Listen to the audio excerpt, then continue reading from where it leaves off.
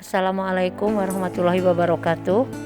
Dalam kesempatan ini, saya Wiwi Praptiwi, guru mata pelajaran PPKN di SMA Negeri 25 Garut, akan menyampaikan materi tentang sumber hukum untuk kelas 12 semester 1. Sumber hukum merupakan segala hal yang menimbulkan aturan dan mempunyai kekuatan memaksa.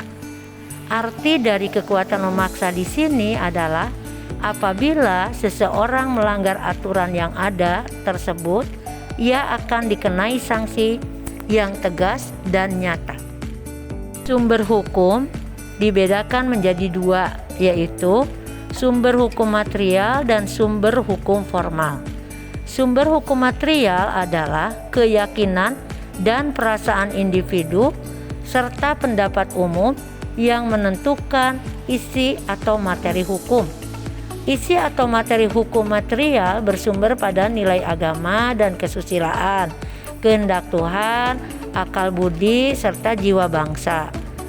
Substansi dari hukum material masih abstrak, maka perlu dikonkretkan. Konkretisasi ini berwujud hukum formal. Jadi dapat dikatakan bahwa sumber hukum formal adalah perwujudan isi atau materi hukum material yang menentukan berlakunya hukum itu sendiri. Sumber hukum formal ada 5, yaitu 1. Undang-undang, 2. Kebiasaan atau hukum tidak tertulis, 3. Jurisprudensi, 4. Traktat, 5. Doktrin. Persatu, undang-undang. Ada 2 pengertian undang-undang, yaitu undang-undang dalam arti material dan formal. Undang-undang dalam arti material adalah setiap peraturan yang dikeluarkan oleh pemerintah yang isinya mengikat secara umum bagi setiap warga negara. Adapun undang-undang dalam arti formal adalah setiap peraturan yang karena bentuknya disebut sebagai undang-undang. Kebiasaan atau hukum tidak tertulis. Kebiasaan adalah perbuatan yang diulang-ulang terhadap hal yang sama, kemudian diterima serta diakui oleh masyarakat sebagai norma bersama. Meskipun tidak tertulis, kebiasaan menjadi salah satu norma hukum yang dipatuhi oleh anggota masyarakat. Hal ini dikarenakan adanya kekosongan hukum tertulis dalam persoalan tertentu yang sangat dibutuhkan oleh masyarakat ataupun negara. 3. Jurisprudensi.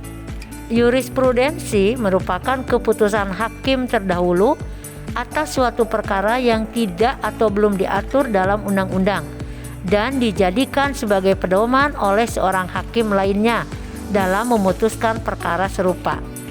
Ketika membuat jurisprudensi, seorang hakim tidaklah serta-merta membuat suatu keputusan tanpa melalui berbagai analisis. 4. Traktat. Traktat merupakan perjanjian yang dibuat oleh 2 negara atau lebih mengenai persoalan tertentu yang menjadi kepentingan negara yang bersangkutan. 5. Doktrin. Doktrin merupakan pendapat para ahli hukum terkemuka yang dijadikan sebagai dasar ataupun asas-asas penting dalam hukum dan penerapannya.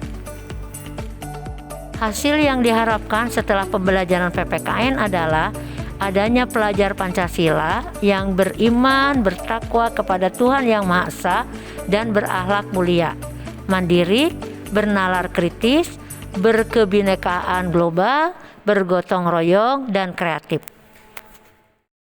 Dan penjelasan saya, terima kasih.